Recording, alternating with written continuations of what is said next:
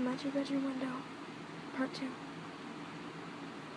In the dark, I fumbled for my bag. I might not have a flashlight, but I did have my video camera, which had a weak light on it. Besides, I can't deny I wanted to film this, if only to prove that I wasn't going insane. Finding it, I turned it on, casting a dim light over the room.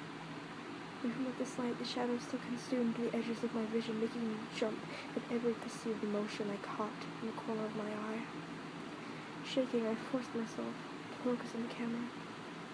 Carefully, I stood up from the bed and walked toward where I thought the curtain was. The thin light from the camera only served to give a vague outline of the curtain and door.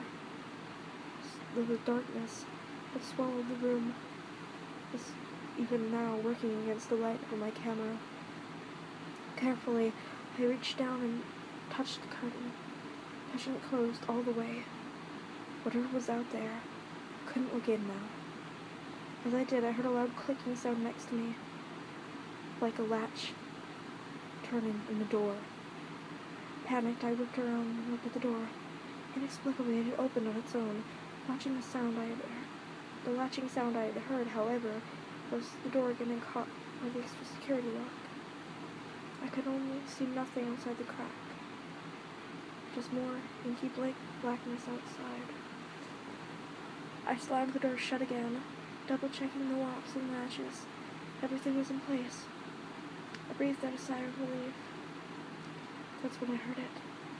Sort of scuttling around, coming from the back of my room, somewhere in the direction of the bathroom.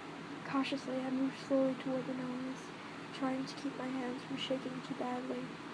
I knew whatever footage I got was going to be a mess of wobbly camera, but my videographer skills weren't exactly the top priority at the moment. I approached the source of the noise, but found nothing there, except for another piece of paper, wedged partially behind the wall-length mirror next to the closet. I fumbled to open the folded-up scrap, trying not to tear it in my haste. When I finally got it open, there were only 2 words. Turn around. I was not about to do anything of the sort. Trembling, I slowly looked up at the mirror, while pointing my camera behind me at the same time. To my horror, the light from the camera illuminated a faint silhouette, something behind me.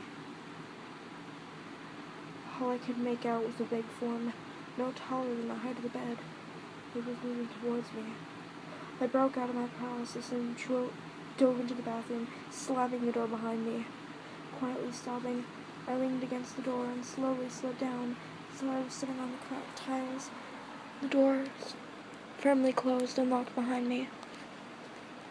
Whatever it was scrambled a bit to the bottom of the door, then came the whisper, "Let me in. I'm cold out here, in the dark. Let me in." "Go away!" I screamed. The voice stopped abruptly. I shivered and let out the last breath I had been holding in tightly. I still clung to my camera, unwilling to let go of the last thing that was keeping me tethered to reality.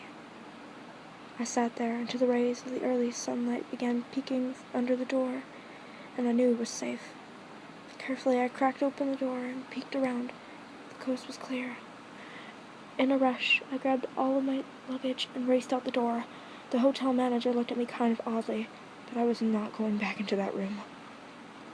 I spent the next hour waiting for the shuttle in the lobby.